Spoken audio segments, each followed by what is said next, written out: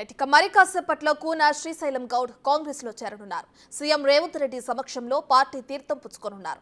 ముఖ్యమంత్రి రేవంత్ కండువా కప్పి సాధారణంగా ఆహ్వానించనున్నారు. నిన్న కూన శ్రీశైలం గౌడ్ ఇంటికి వెళ్లిన పట్నం మహేందర్ రెడ్డి పార్టీలోకి రావాలని ఆహ్వానించారు.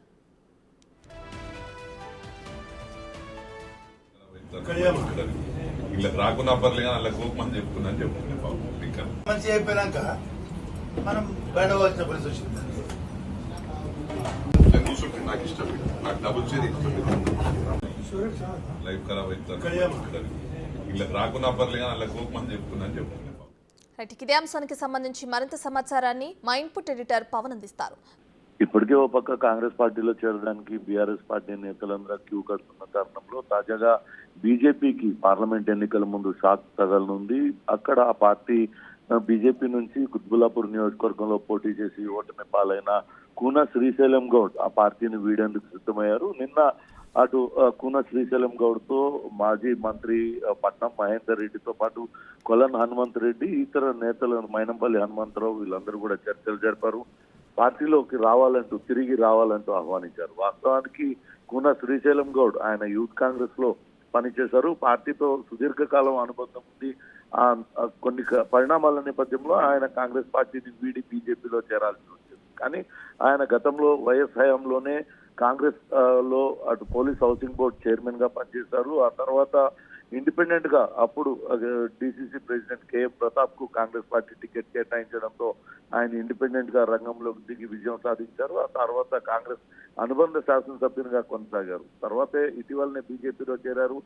ఓటమి పాలైన తర్వాత మల్కాజ్గిరి నియోజకవర్గం పార్లమెంట్ టికెట్ తనకే ఇవ్వాలి, స్థానికంగా తనకు మొత్తం నియోజకవర్గంలో ఎక్కువ ఓట్లు వచ్చాయి కాబట్టి తనకి ఇవ్వాలంటూ కోరారు. కానీ పార్టీ పట్టించుకోకపోవడంతో కొంత మనస్తాపానికి గురై తిరిగి సొంత కూటికి చేరాలని నిర్ణయించుకున్నారు. నిన్న నేతలందరూ ఆయనతో చర్చలు జరిపిన తర్వాత ఈ రోజు పార్టీలో చేరడానికి అంగీకరించారు. మరి కాసేపట్లోనే సీఎం రేవంత్ రెడ్డి సమక్షంలో ఆయన తిరిగి కాంగ్రెస్ లో చేరనున్నారు. ఇప్పటికే కుత్బుల్లాపూర్ నుంచి అనుచరులతో ఆయన బయలుదేరి రానున్నారు. ఇటు కాంగ్రెస్ లో చేరిన తర్వాత రేవంత్ రెడ్డి సమక్షంలో కాంగ్రెస్ కండువా కప్పుకున్న తర్వాత అటు గాంధీ భవన్ కి వెళ్లి గాంధీ భవన్ లో ఇతర నేతల సమక్షంలో మరోసారి ఆయన కండువా కప్పుకునే అవకాశం అయితే కనపడుతుంది. రత్న రైట్ పవన్, అయితే కూన శ్రీశైలం గౌడ్ కూడా కాంగ్రెస్ లో చేరనున్నారు కదా, ఆయన చేరిన తర్వాత ఎటువంటి అంటే ఆయనకి ఎటువంటి అధికారాలు అప్పగించే అవకాశం కనిపిస్తుందంటారు సీఎం రేవంత్ రెడ్డి? ఖచ్చితంగా మల్కాజ్గిరి సిట్టింగ్ పార్లమెంటు స్థానం గతంలో అక్కడి నుంచి రేవంత్ రెడ్డి విజయం సాధించారు. ప్రస్తుతం అక్కడి నుంచి సునీత మహేందర్ రెడ్డి పోటీ చేస్తున్నారు. ఆ నియోజకవర్గంలో గెలిపే లక్ష్యంగా కాంగ్రెస్ పార్టీ వ్యూహం రచిస్తుంది. అందుకే అక్కడ ఆ నియోజకవర్గంలో పార్లమెంటరీ నియోజకవర్గ పరిధిలో వచ్చే అందరి నేతలపైన దృష్టి పెట్టింది. బలమైన నాయకులను అందరినీ కాంగ్రెస్ పార్టీలో చేర్చుకోవడం ద్వారా అక్కడ మల్కాజ్గిరి పార్లమెంటు స్థానాన్ని తిరిగి దక్కించుకునేందుకు పావులు కదుపుతుంది.